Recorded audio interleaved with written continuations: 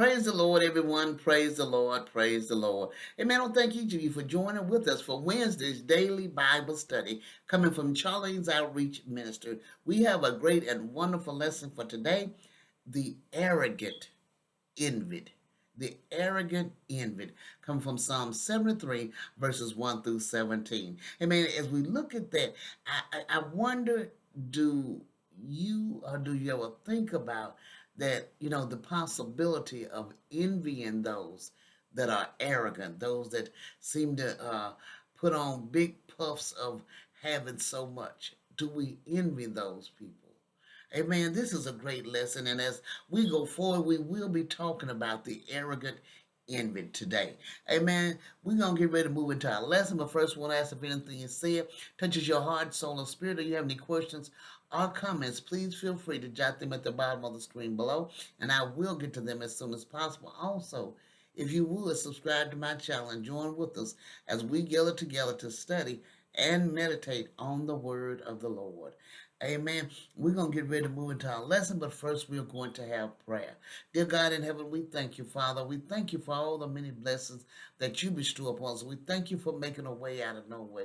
We thank you for leading us and guiding us in your true path of righteousness, Father.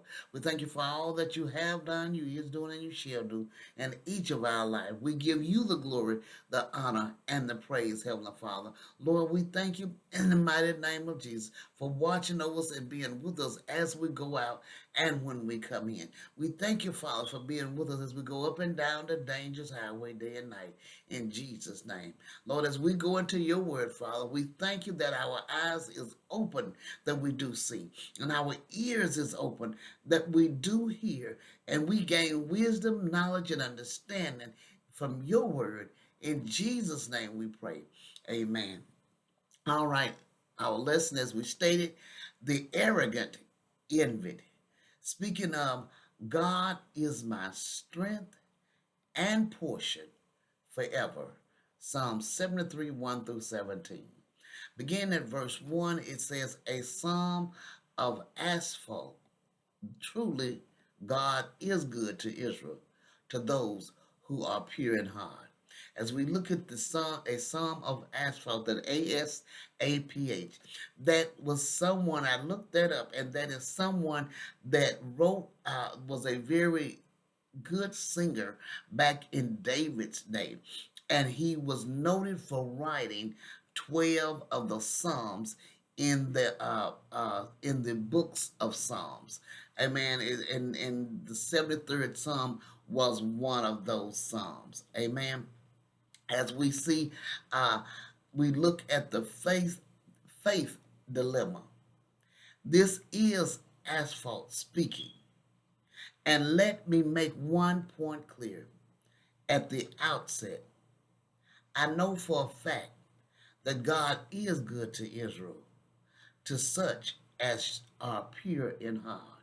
The truth is so obvious that you think no one would ever question it.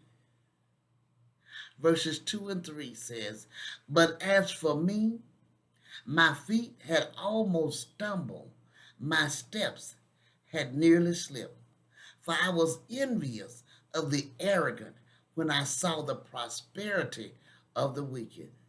Now, people, you say, uh, as they started the lesson, speaking of that they shouldn't have any, uh, uh, uh, wonderment of those that seem to be doing well.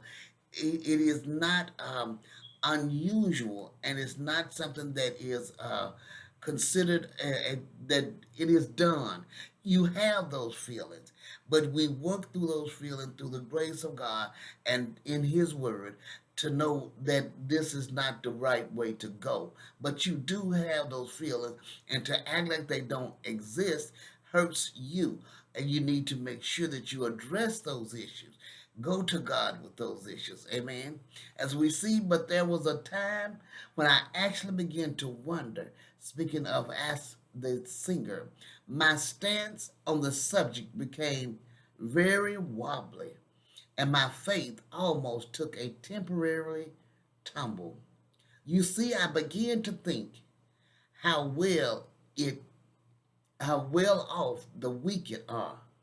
Lots of money, plenty of pleasure, no troubles, and soon I was wishing I was like them. And seemed like everything goes well for them. Seems like they have it all. Verse 4 through 9 says, "For they have no pangs until death. Their bodies are fat and sleek. They are not in trouble as others are. They are not stricken like the rest of mankind. Therefore, pride is their necklace. Violence cover them as a garment.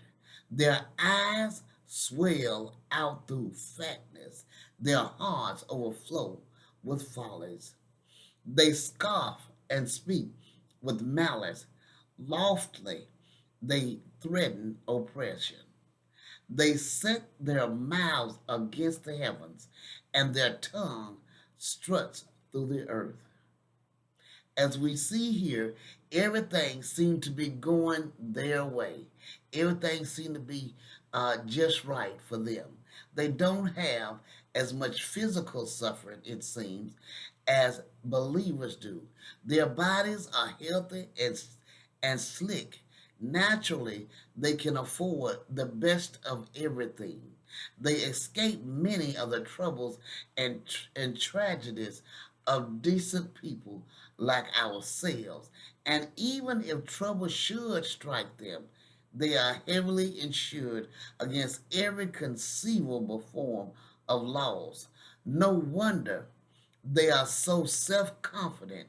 They are as proud as a peacock and worthless as a tiger and ruthless as a tiger.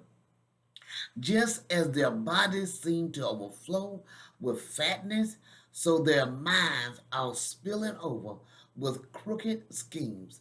And are they ever arrogant? They scoff and curse at their underlings and treat them as if they were dirt, threatening them continually. Even God Himself does not escape their malice. Their speech is punctuated with profanity, and they brazenly blaspheme Him. Their tongue swaggers and struts through the earth as if to say, "Here I come, get out of my way." Verses 10 to 12 say, "Therefore His people turn back to them and find no fault in them. And they say, how can God know? Is there knowledge in the Most High? Behold, these are the wicked, always at ease. They increase in riches." Most of the ordinary people think they are great. They bow and scrape and show utmost respect.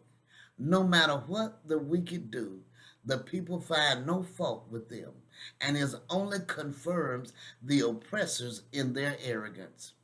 They figure that if there is a God, He certainly doesn't know what is going on. So they feel safe in pursuing their careers of crookedness. And there they are, cushioned in luxury and getting richer all the time.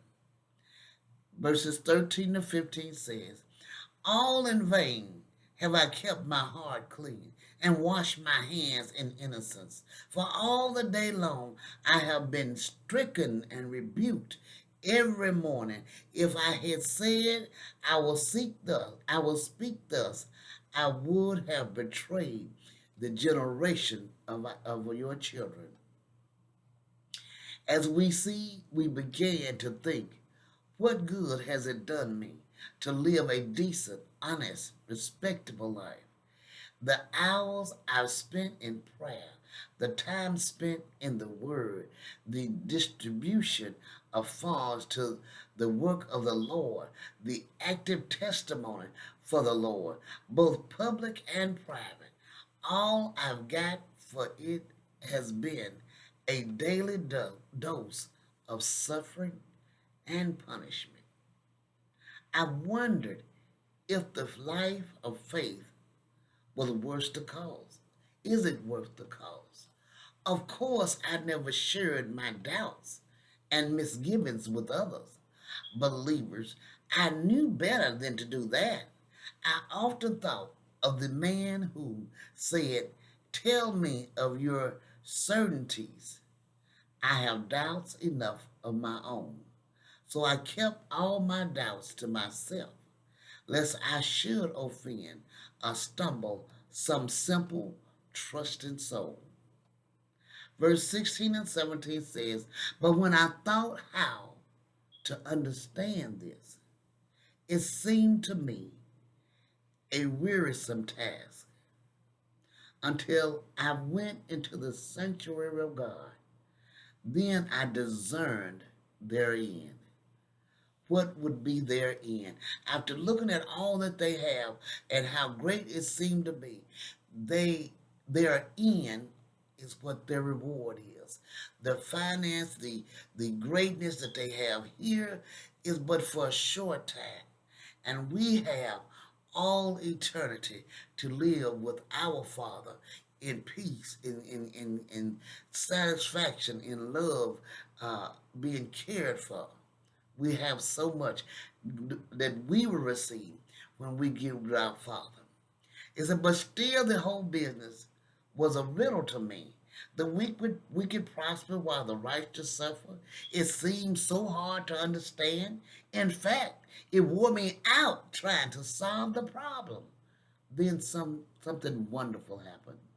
One day, I went into the sanctuary of God, not the literal temple in Jerusalem, but in the heavenly one. I entered there by faith as I was complaining to the Lord about the prosperity of the wicked in this life. The question suddenly flashed across my mind. Yes, but what about the life to come? The more I thought about their eternal destiny, the more everything came into focus. Praise his holy name. Such a great and wonderful and powerful lesson. Amen. Such a powerful lesson to give you strength to go forward, to go on and on.